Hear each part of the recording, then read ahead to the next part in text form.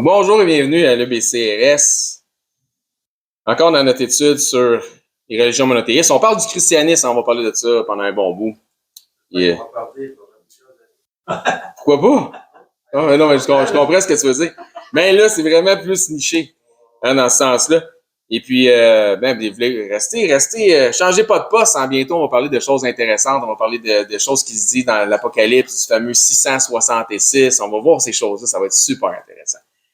Là, aujourd'hui, le message, comme je vous disais déjà un peu en préambule, c'est un message ce matin qui va être sur un ton apologétique. On va défendre la saine doctrine avec des éléments de poids. Puis, on va défendre l'autorité des Écritures. Et le titre de notre message de ce matin, c'est « Volontaire et authentique ». C'est ça le titre du message. Et on va retrouver notre passage d'ouverture et qu'on va lire un bon bout dans 1 Thessaloniciens chapitre 2. On va lire du verset 1 à 13. 1 Thessaloniciens. Ça veut dire, vous savez vous-même, frères, que notre arrivée chez vous n'a pas été sans résultat. Après avoir souffert et reçu des outrages à Philippe, comme vous le savez, nous prîmes de l'assurance à notre Dieu pour vous annoncer l'évangile de Dieu au milieu de bien des combats. Car notre prédication ne repose ni sur l'erreur, ni sur des motifs impurs, ni sur la fraude. Donc, c'est quoi? C'est volontaire de leur part, puis 2, c'est authentique. Verset 4. Mais selon que Dieu nous a jugés dignes de nous confier l'Évangile, ainsi nous parlons non comme pour plaire à des hommes, mais pour plaire à Dieu qui sonde nos cœurs. Donc, la prédication de la parole par les serviteurs qui prêchent est premièrement un service rendu envers Dieu, et ceux qui veulent plaire à Dieu vont se rallier à la prédication de la parole. Maintenant, il dit, verset 5, « Jamais en effet nous avons usé de paroles flatteuses, comme vous le savez. Jamais nous avons eu la cupidité pour mobile. Dieu en est témoin. » Donc, on n'a pas essayé de flatter personne.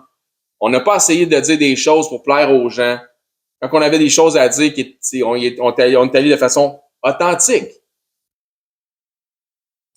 Nous n'avons point cherché la gloire qui vient des hommes, ni de vous, ni des autres.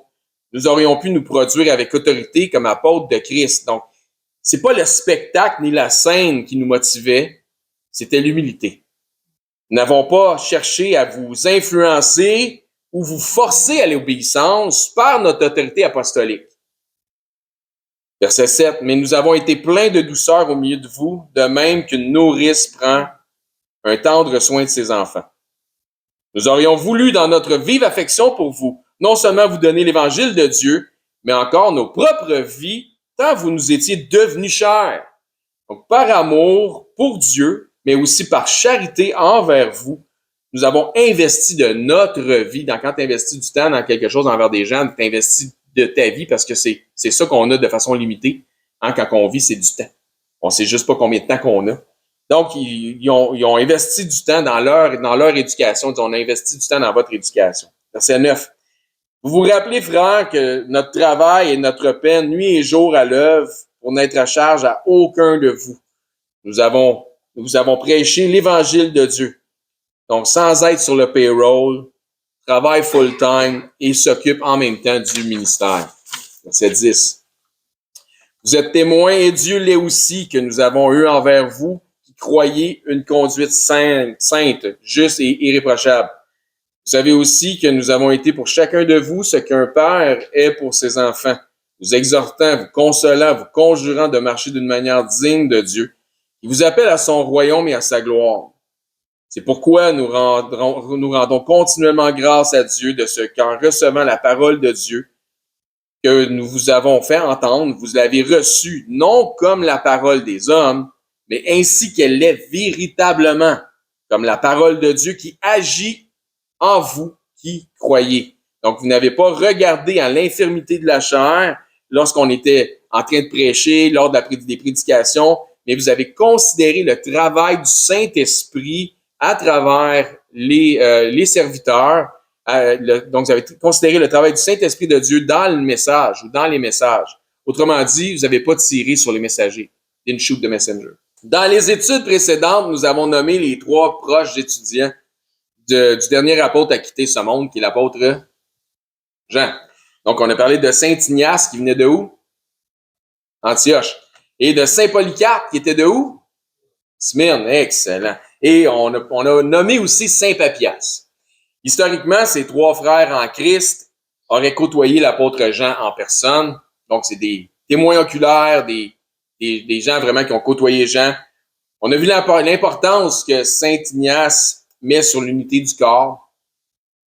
On a vu la douceur et la détermination, le courage et la foi de Polycarpe ou Saint Polycarpe de Smyrne. Lui aussi avait un sens de l'unité, mais même au-delà de l'Église locale. L'unité malgré les doctrines secondaires, qui en fait étaient majoritairement des sujets d'opinion. Puis il avait rencontré aussi, si vous vous souvenez, il avait rencontré à Rome Saint Anicette, puis il s'était rencontré au sujet de quoi? D'une fête. C'était quelle fête? Au sujet d'une date sur une célébration, est-ce que vous vous souvenez? Pâques. Merci beaucoup. OK, hein? On n'est pas des auditeurs oublieux. Ouais, c'est bon. Bravo tout le monde. Donc, il n'y a pas grand document historique concernant le dernier des trois, qui est Saint Papias. À certains endroits, il est davantage décrit comme étant un de ceux qui auraient vu Jean, mais non pas nécessairement un élève très, très proche de Jean, ou il n'aurait pas nécessairement suivi partout. Donc, on ne passera pas beaucoup de temps à parler de ce dernier personnage. Ceci étant dit, parlant d'unité au-delà de l'Église locale, dans les églises, j'ai remarqué une sorte d'hypocrisie. L'hypocrisie, c'est pas très, très bon pour l'unité habituellement. J'ai remarqué une sorte d'hypocrisie parmi les pseudo-pasteurs de certaines assemblées qui appartiennent à ce qu'on appelle des fellowships, des réunions de pasteurs inter-églises qui sont membres les uns des autres. Donc, et je m'explique. Ils veulent être amis avec d'autres pasteurs, de d'autres églises, comme si c'était un bénéfice. Sur le plan du statut de leader, ils sont super amis ensemble. Mais au niveau des pratiques, dans bien des cas, dans leur ministère respectif à chacun, à tous et chacun, ils savent très bien qu'ils ont des pratiques qui divergent des points de vue des autres. Les autres pasteurs qui font partie du même fellowship. Là. Donc, ils se dénoncent pas entre eux dans leurs différences. Mais tu as des gens qui observent. Les gens qui observent, c'est les gens qui sont assis sur les bancs habituellement. Puis ils observent les leaders qui font tout leur business, là. Mais ici est l'hypocrisie.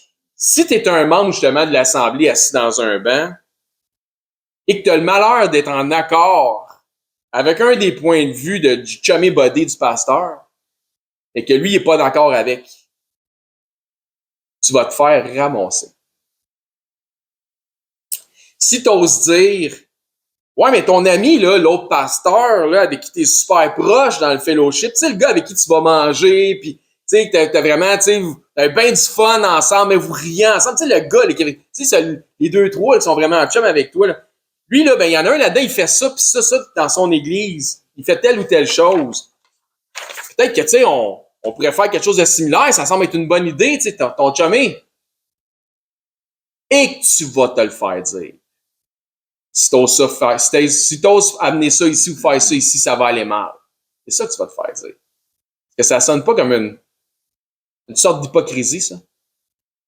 C'est une réalité, là. C'est une réalité de ministérielle.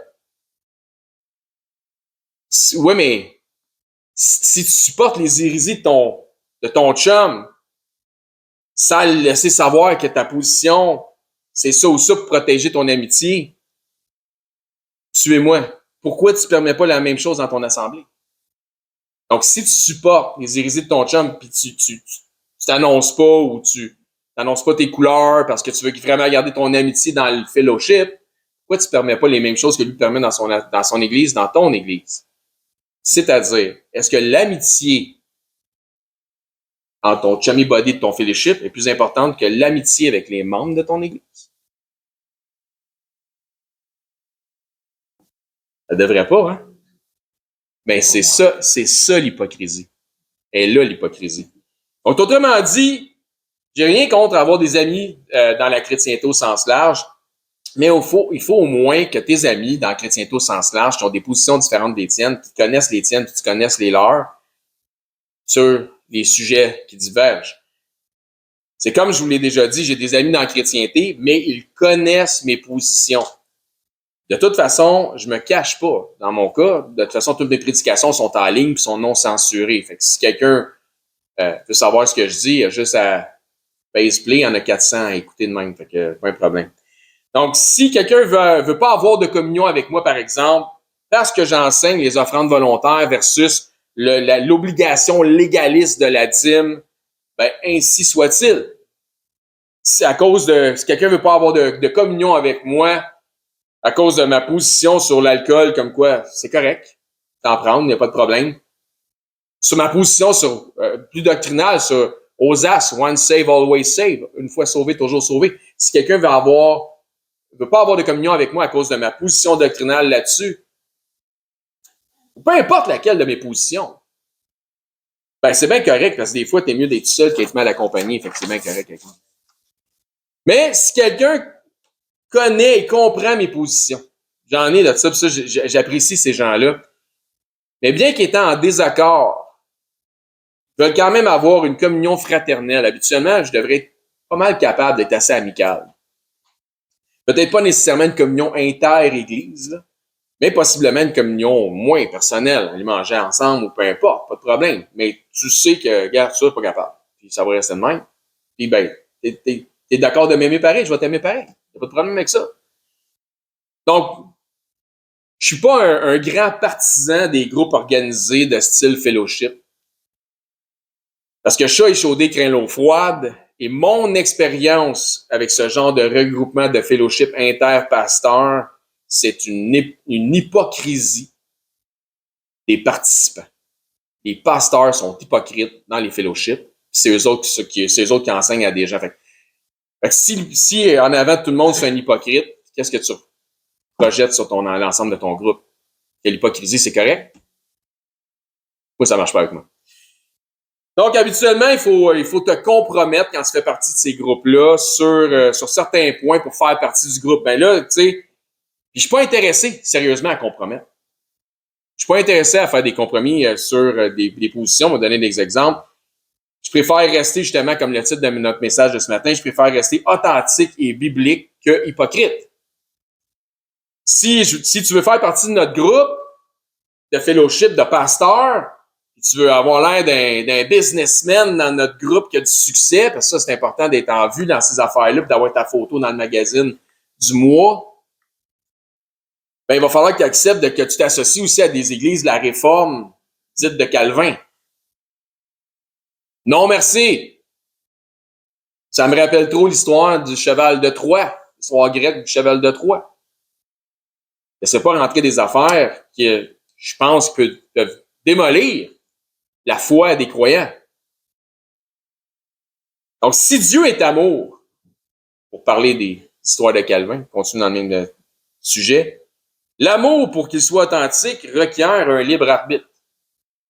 Si Dieu est amour, est-ce que Dieu est amour? Mais l'amour, pour qu'il soit authentique, requiert un libre arbitre. Ou si vous préférez, une volonté propre, donc volontaire et authentique, c'est du message. Donc, ça prend une volonté propre des deux parties. Dieu ne peut pas forcer qui que ce soit. Dieu peut faire ce qu'il veut. Mais Dieu, dans ce qu'il est, ne peut pas forcer qui que ce soit à l'aimer. Parce que si c'était le cas, ça serait plus de l'amour. Il ne peut pas imposer de l'amour dans un être. Non, tu sais, je vais faire en sorte qu'Olivier, lui, quand il va venir au monde, lui, il va être fort, il va m'aimer. Lui, il va être forcé de m'aimer. Lui, là, dans lui, j'ai ancré le fait que c'est sûr qu'il m'aime. Il peut pas commencer à forcer de l'amour dans un être envers lui-même. Ça serait vaniteux, ça serait manipulateur, ça serait tout sauf authentique. À ce moment-là, ça devient phony. Tu t'es choisi des adorateurs parce que tu as déjà mis ton amour dans eux autres avant qu'ils viennent au monde. Et c'est ça. Ben ça, c'est la pensée calviniste. Donc, un amour forcé, plutôt, n'est pas de l'amour, c'est même une contradiction à ce que représente l'amour. Un amour forcé, c'est pas de l'amour, c'est le contraire de l'amour. Donc, ce que je comprends des calvinistes, puis j'aimerais partager ma pensée là-dessus, mais sinon, réfléchissez-y. Réfléchissez-y, ouais, c'est ça. Réfléchissez-y.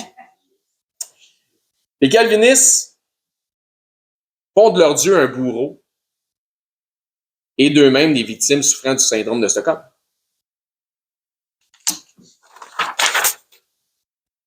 Dieu, pour être Dieu, doit nous laisser le libre arbitre afin que l'on puisse choisir de l'aimer. Ce libre arbitre vient avec la liberté de pouvoir le rejeter, la liberté de refuser son amour. Donc, la prédestination et l'élection n'excluent pas le libre arbitre. Ce n'est pas parce que Dieu a de la connaissance et de l'omniscience, puisque Dieu connaît la fin des choses et leur commencement, qu'il fait en sorte qu'elles arrivent de telle ou telle manière. Autrement dit, la connaissance, voire même la préscience, n'est pas la cause d'un événement futur. Là, on va rentrer dans de la science physique, OK? Donc, suivez-moi. Donc, là, je vais dire des affaires, des fois, là, peut-être vous allez vouloir prendre des notes.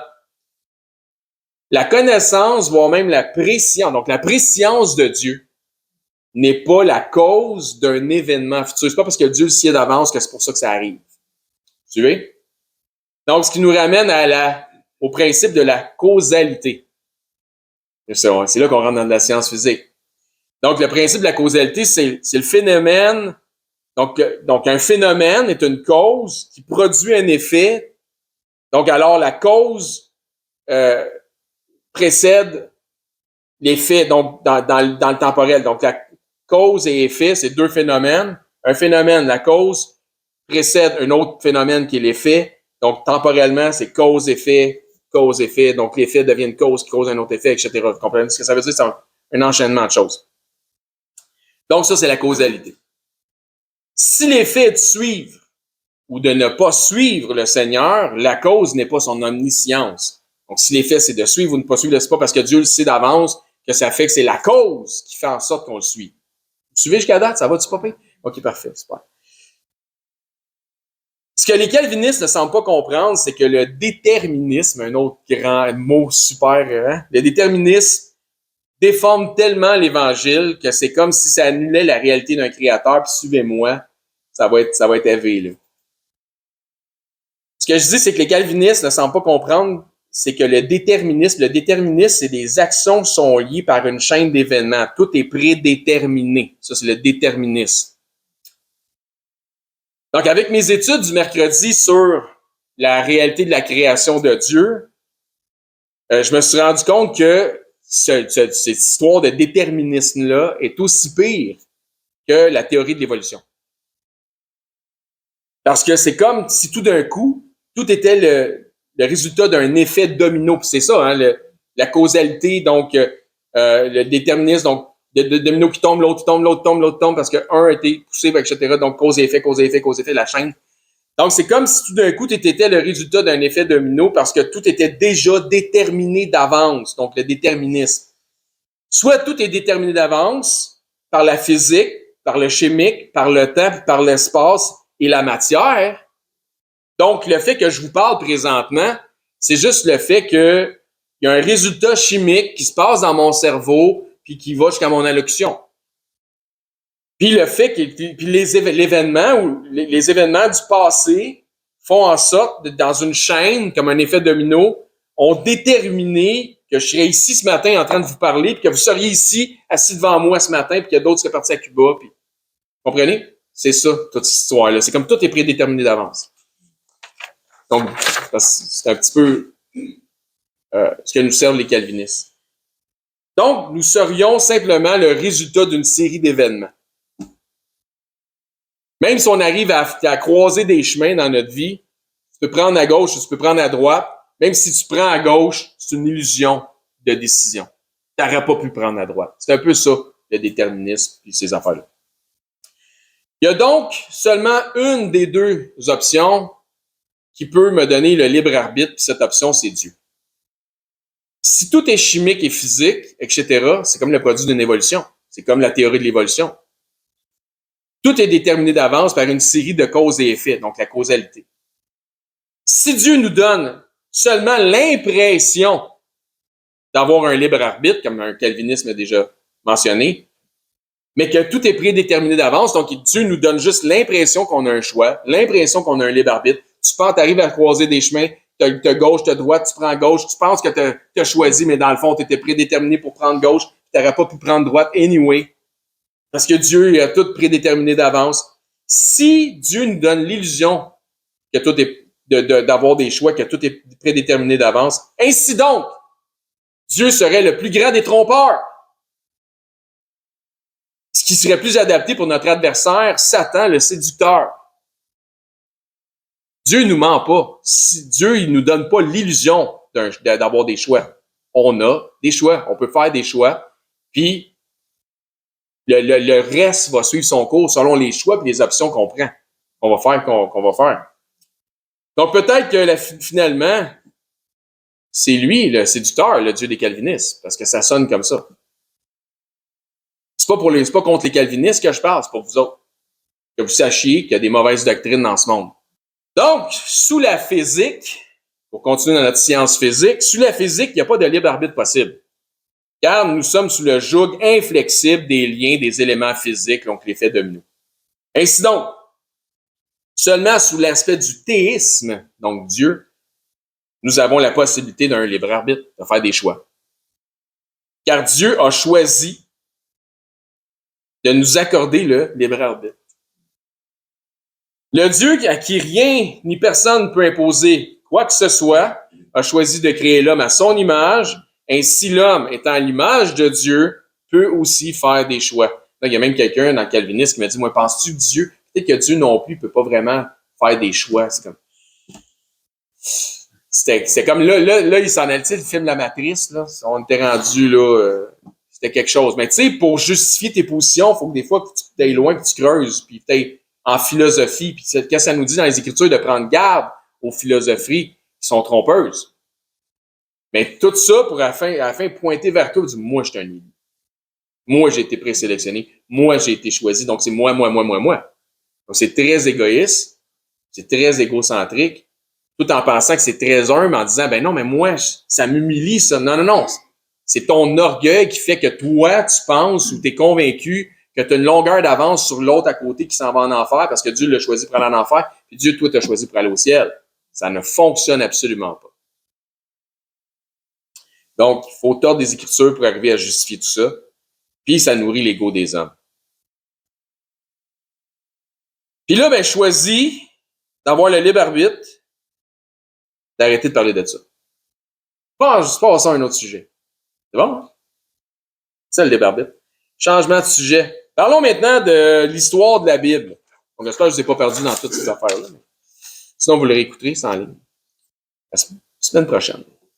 Donc, déjà, entre l'an 90 et 110, Matthieu, Marc, Luc sont associés comme étant trois évangiles par Clément de Rome et Ignatius d'Antioche, donc Saint Ignace d'Antioche. Datés de plus ou moins l'an 120, nous avons des fragments d'une retranscription de l'évangile de Jean. Non pas les originaux, mais une retranscription. Donc, les quatre évangiles ont été rédigés à l'intérieur du 1er siècle, alors que certains témoins oculaires étaient encore en vie à ce moment-là. Encore une fois, je dois préciser que les faits historiques sont parfois trafiqués par l'influence de l'Église catholique romaine. La raison étant toujours la même, c'est-à-dire de se donner du pouvoir, de la notoriété et de l'autorité. Ainsi donc, certains ont été convaincus que les évangiles ont été canonisés par l'Église catholique romaine. Donc, il y en a qui vont dire que la Bible, c'est un livre catholique. On le doit au catholicisme romain. Complètement faux, d'accord? Donc, c'est comme je dis, il y en a qui sont convaincus que les évangiles sont canonisés par l'Église catholique romaine, ce qui leur fait dire que nous leur devons quelque chose en la matière, puis c'est totalement faux. On peut lire dans les 2 premiers siècles par les pères de l'Église que dans le 1er et le 2e siècle, vers la fin du 1er, début du 2e, les 4 évangiles étaient déjà reconnus. Donc ça, c'est avant que n'importe qui canonise quoi que ce soit, là. Suivez? Donc, les 4 évangiles ainsi que l'ensemble du canon biblique n'est pas le résultat du rassemblement de livres qui ont été autorisés, mais c'est le rassemblement de livres issus d'une autorité. Autrement dit, c'est pas l'autorité des hommes qui a crédité les Écritures, mais c'est l'autorité des Écritures que les hommes ont su reconnaître. Je répète ça. Les 4 évangiles ainsi que l'ensemble du canon biblique. Mais l'ensemble du canon biblique n'est pas le résultat du rassemblement de livres qui ont été autorisés par des hommes, mais c'est le rassemblement de livres qui sont issus d'une autorité qui est divine. Autrement dit, c'est pas l'autorité des hommes qui a donné du crédit aux Écritures, mais c'est l'autorité des Écritures qui ont permis aux hommes de reconnaître qu'il y avait une autorité. À défaut d'avoir déterminé ce qui allait faire partie du canon biblique, les hommes ont plutôt découvert ce qui devait faire partie du canon. Comprenez la subtilité de les nuances? Donc, les 4 évangiles étaient déjà les 4 évangiles reconnus comme tels par les pères de l'Église, au temps de la grande Église. Donc, on appelait ça la grande Église quand on parlait d'ensemble de l'Église. Donc, il y avait les églises locales et la grande Église. Donc, avant, c'était comme ça, avant l'ingérence de l'Église catholique romaine. Notre Bible, la Sainte Bible, quelque version que ce soit, qui soit adéquate pour faire une étude générale, ne provient pas de l'autorité des hommes pour ce qui est du canon biblique, mais le canon biblique vient de l'autorité de Dieu. Encore une fois, ce ne sont pas les hommes qui ont autorisé le canon, mais c'est l'autorité de Dieu dans les Écritures qui a permis aux hommes d'y reconnaître la touche divine. Il y avait certains éléments qui devaient être identifiés avant pour qu'un document soit associé au canon. Donc, c'est pas n'importe quoi qu'il y a dans ce livre-là. Exemple, est-ce que les écrivains ont été confirmés par des témoins oculaires? Par exemple, Paul confirme Luc, il confirme Marc ou Jean-Marc. Là. Donc, etc. Notre adversaire, le diable, utilise encore de nos jours des pseudo-experts, pas meilleur qu'un expert pour te dire que tu es dans l'erreur. Mais il faut se souvenir que le plus bon, le meilleur des experts, c'est celui qui se trompe le moins souvent. Donc, notre adversaire, le diable, utilise encore des pseudo-experts pour tenter de discréditer, encore de nos jours, les auteurs des 4 évangiles. Certains diront que les évangiles sont des écrits anonymes. Donc, on va discréditer les évangiles en disant, c'est des auteurs anonymes. L'évangile de Jean est encore régulièrement attaqué, encore de nos jours. Premièrement, parce qu'il arrive plus tard dans la liste des évangiles. Deuxièmement, parce que l'évangéliste se présente à la 3e personne comme étant le disciple que Jésus aimait. Mais simplement par le processus d'élimination, on peut comprendre qu'il s'agit bel et bien de l'apôtre Jean, qui est l'auteur de ce livre. L'auteur est définitivement, lorsqu'on lit Jean, lorsqu'on comprend Jean, est définitivement un témoin oculaire du ministère de Christ, de la crucifixion de Christ, de la résurrection de Christ. Il y a tellement de détails dans cet évangile qui concernent des nombres, des quantités, dans cette version des lieux. Donc, que l'auteur devait absolument être présent pour l'écrire. C'est pas écrit sur nécessairement juste sur la réputation de, mais c'est vraiment écrit par. Ouais, mais vu qu'il est différent, il mange la claque. Okay, parce que les évangiles synoptiques, les 3, Matthieu, Marc, Luc, Matthieu, Marc, Luc, c'est ça, puis tu as Jean, qui est un évangile qu'on dirait qu'il n'est pas la même traque que les 3. Mais on va expliquer pourquoi. Donc, il y a un souci d'information dans l'évangile de Jean qui nous apporte à croire que l'évangéliste a eu le temps d'interviewer en plus d'autres témoins. Donc, c'est pour ça qu'il sort plus tard. Hein. Il a eu le temps d'interviewer d'autres témoins et de joindre leur témoignage aux siens. Donc, il sait ce qui se passe dans le Sanhédrin, il sait ce qui se passe dans certains lieux. Comment il était dessus partout, puis il a tout vu, ou il a vraiment interviewé des gens, puis il y a eu vraiment des informations. Donc, la description de la crucifixion faite par Jean implique le fait qu'il était vraiment sur place, qu'il a vraiment vu Christ agonisant, mourir sur la croix, étant percé dans le côté, etc. Donc, la description qu'il en fait est une preuve scientifique qu'il l'a vu mourir.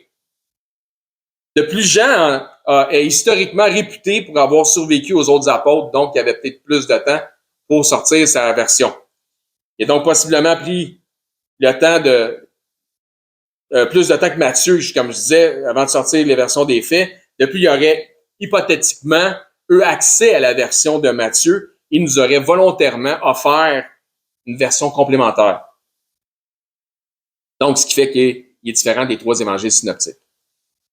Quoi qu'il en soit, que les 4 évangiles soient l'œuvre littéraire des 4 hommes auxquels les noms sont associés ou non, ce sont quand même les 4 récits des mémoires et ou connaissances véritablement transmis par ces 4 hommes.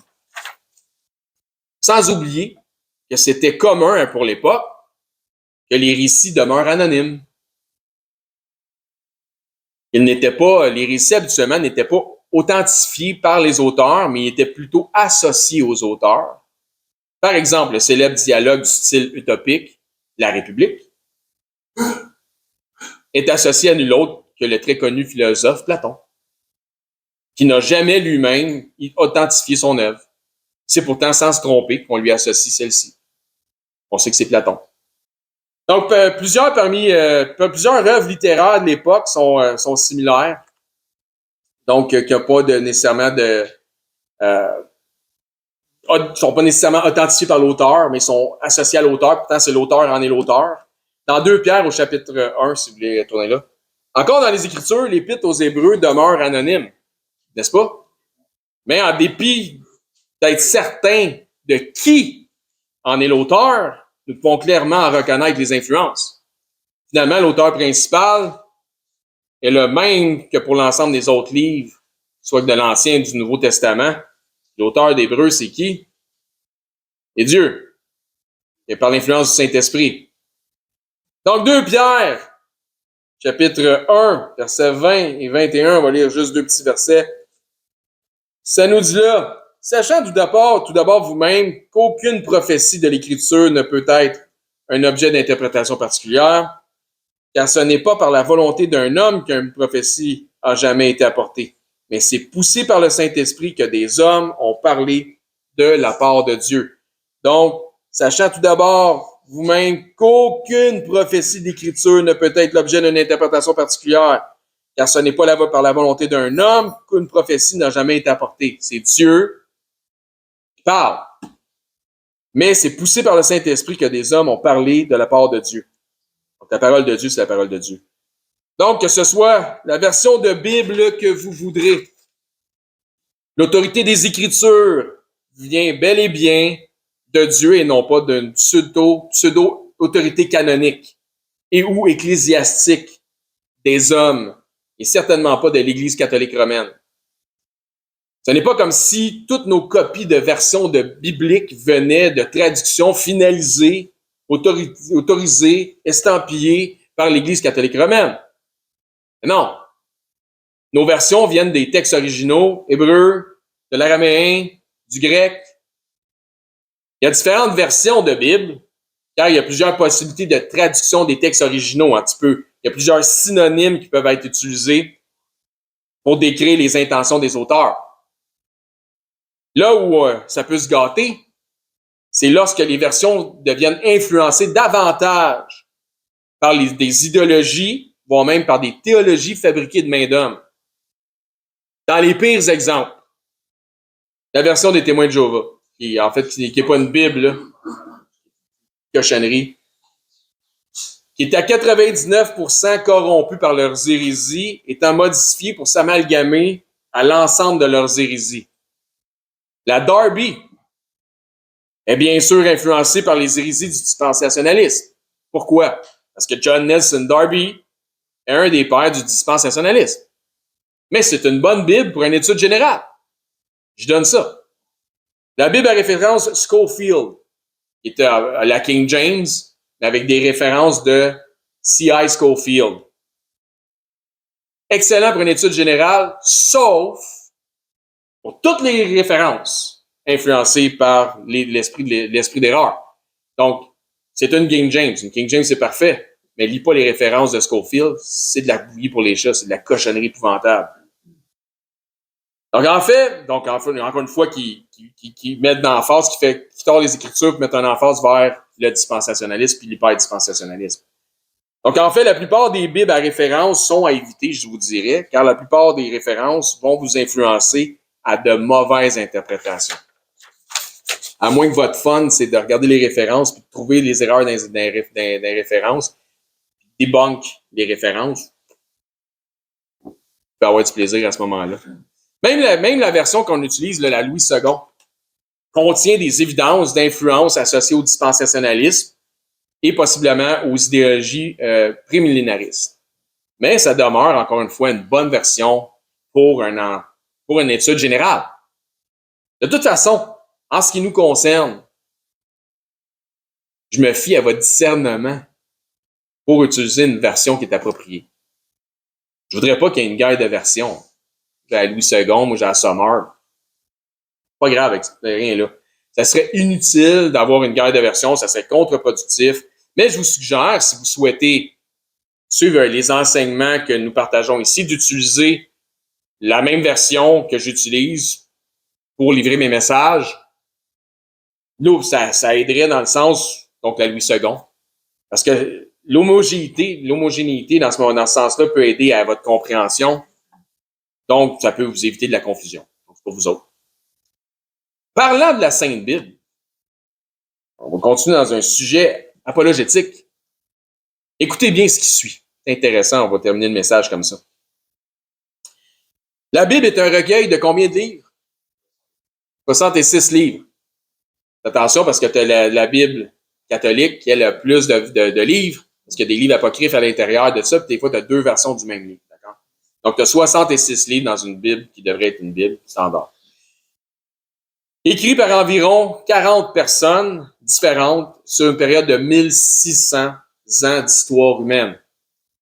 Ces auteurs venaient d'horizons culturels, économiques, géographiques et éducatifs différents. La Bible a été écrite en 3 langues différentes, dont l'hébreu, le grec et l'araméen. Elle a été rédigée sur 3 continents, l'Europe, l'Asie et l'Afrique. Elle a été rédigée dans des conditions différentes, depuis des palais, depuis des prisons, depuis des déserts, depuis des lieux d'exil. Aussi rédigée par des bergers, par des rois, des érudits, des pêcheurs, des prophètes, un général, un échanson et un prêtre, etc. Elle contient de nombreux styles littéraires ou des genres littéraires différents, donc le style apocalyptique, par exemple. Les auteurs y ont travaillé indépendamment les uns des autres à différentes périodes dans l'histoire.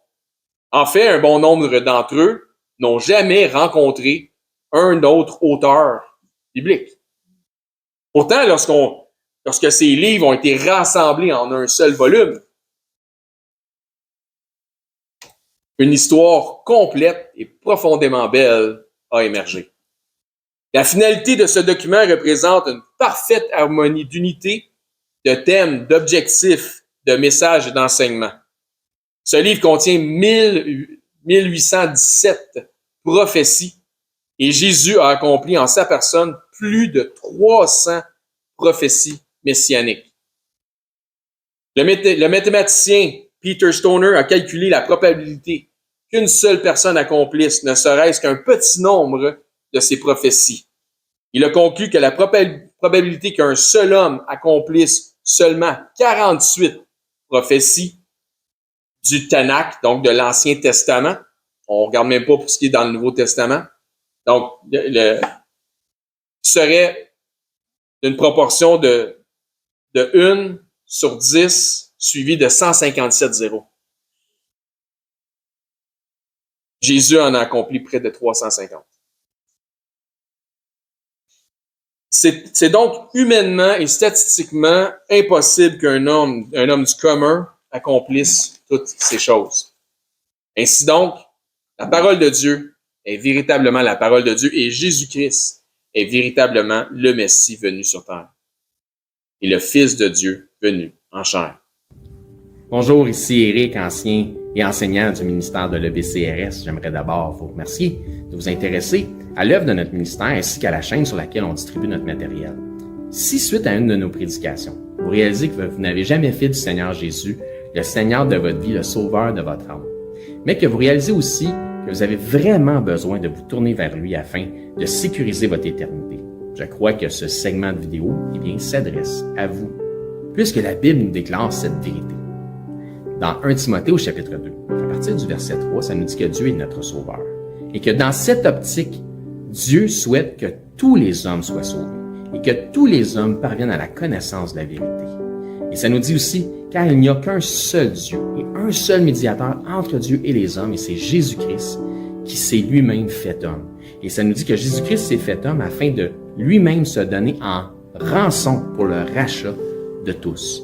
Jésus a dit en conversant avec ses disciples qu'il est le chemin, la vérité et la vie, et que nul ne vient au Père, c'est-à-dire à Dieu, qu'à travers la foi en Jésus lui-même.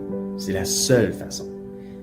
C'est ce que Jésus exprime aussi en partageant l'Évangile avec un homme d'un certain âge qui se disait lui-même très religieux.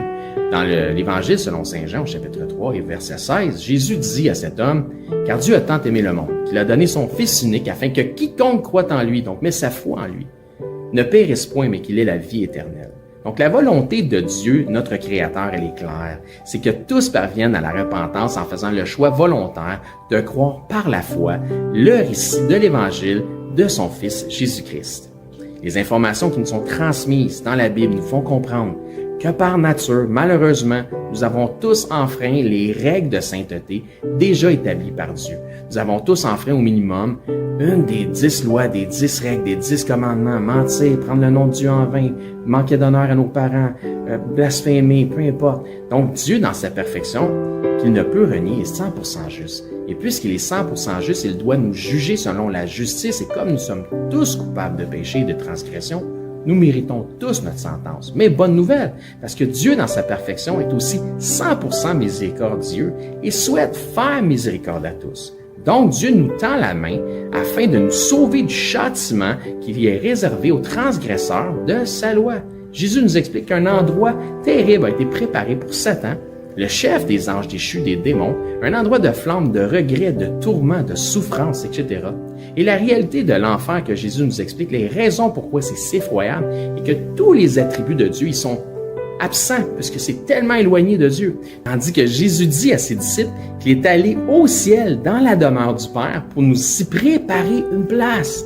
Dans cette place, le paradis céleste, étant auprès de Dieu, au contraire de l'enfer, étant dans sa proximité, nous y retrouverons l'ensemble des attributs que procure sa présence.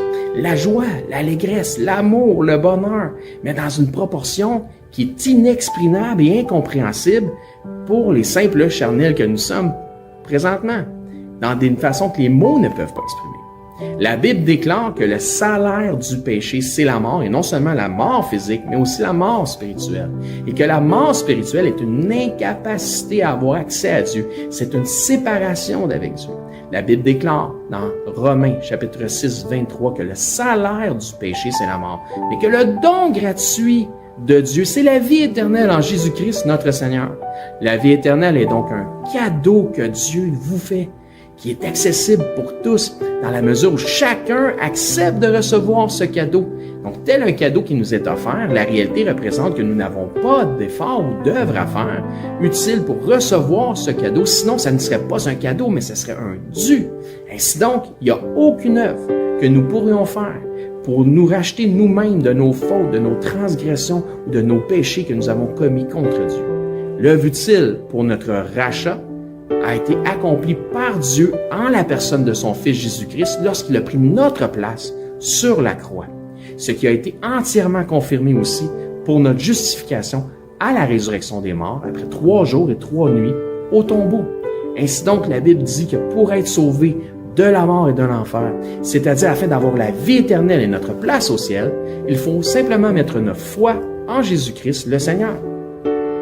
La Bible dit « Crois au Seigneur Jésus et tu seras sauvé ». Mais croire au Seigneur Jésus, c'est important qu'on en parle. Croire au Seigneur Jésus a une signification. C'est simple, mais, comme je dis, important.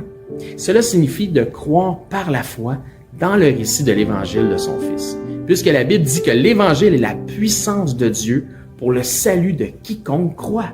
Que dit donc cet Évangile, cette bonne nouvelle, puisque Évangile veut dire bonne nouvelle? Mais Romains, au chapitre 10, nous en parle justement. À partir du verset 8, ça nous dit que cette bonne nouvelle, cette parole, est près de toi, elle est dans ta bouche et dans ton cœur. Or, c'est la parole de foi que nous prêchons.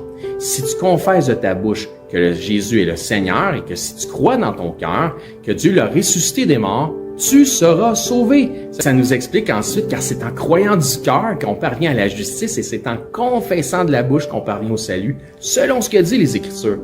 Quiconque croit en lui ne sera point confus.